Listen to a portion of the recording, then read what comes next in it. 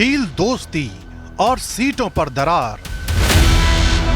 अच्छी बात नहीं है कि उस समय तो हमने स्वीकार कर लिया और बाद में कह दिया कि हमको हारने वाली सीट दे दिया। महागठबंधन में कांग्रेस के साथ ठगबंधन।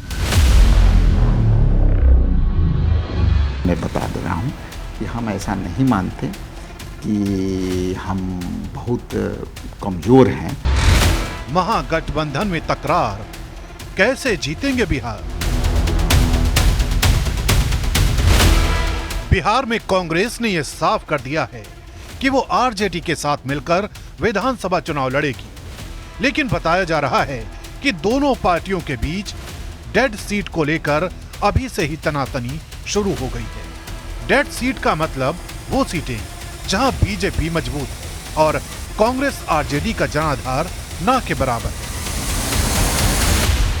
ये बात सही है कि कांग्रेस का प्रभाव हर जगह है और कमोबेश, लेकिन उसमें भी हमको देखना पड़ेगा कि मान लीजिए कहीं आरजेडी का प्रभाव ज़्यादा है तो हमको फिर वो सीट मांगनी नहीं चाहिए, कायदे से वो सीट उनको देनी चाहिए।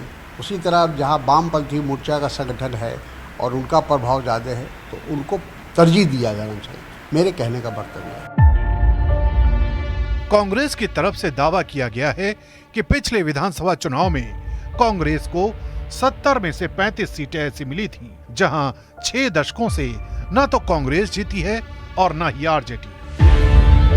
पूर्वी चंपारण में कांग्रेस के खाते में 9 में 7 सीटें आई, जहां से एनडीए चुनाव जीतता रहा।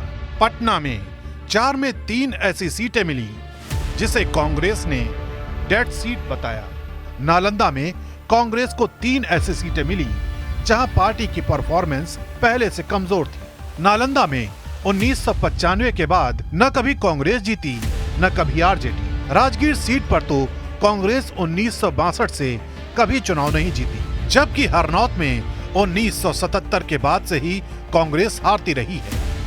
2020 के विधानसभा चुनाव में कांग्रेस 70 में से सिर्फ 19 सीटें ही जीत पाई थी। कांग्रेस का स्ट्राइक रेट आरजेडी और लेफ्ट से भी खराब था। हालांकि कांग्रेस के दावों को आरजेडी ने खारिज कर दिया है।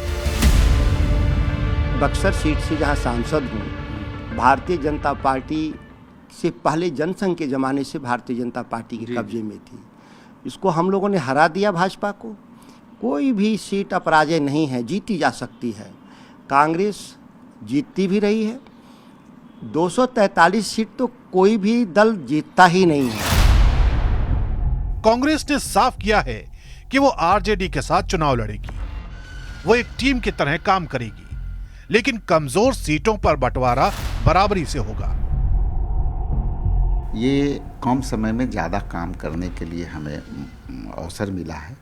परिवार में फूट नहीं होती है, गुट नहीं होती है।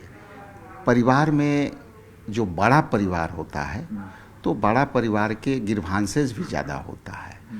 तो ये अच्छी बात है एक लोकतांत्रिक पार्टी के लिए या जॉइंट फैमिली के लिए, ये बड़ी बात है। इसलिए कूट नहीं है और गुट नहीं है, ये परिवार बड़ा है। परिवार के साथ बैठ करके कुछ तरह का बात होगा और मैं तो बीच में हूँ, ना सीनियर हूँ ना जूनियर हूँ, बीच का हूँ।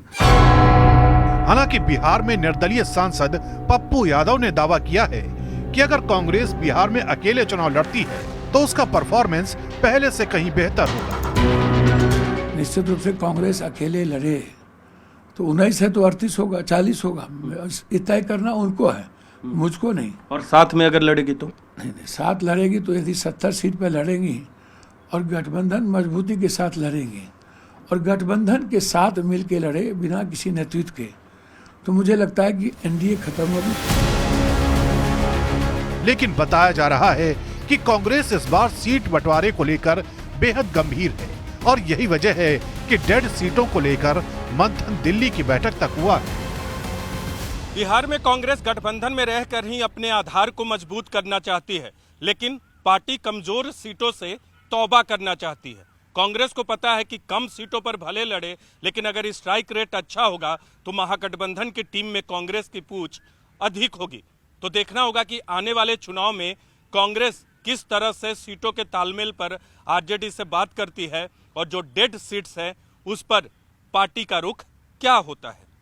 कैमरा पर्सन प्रदीप के साथ नीरज कुमार, न्यूज 18 इंडिया, दिल्ली।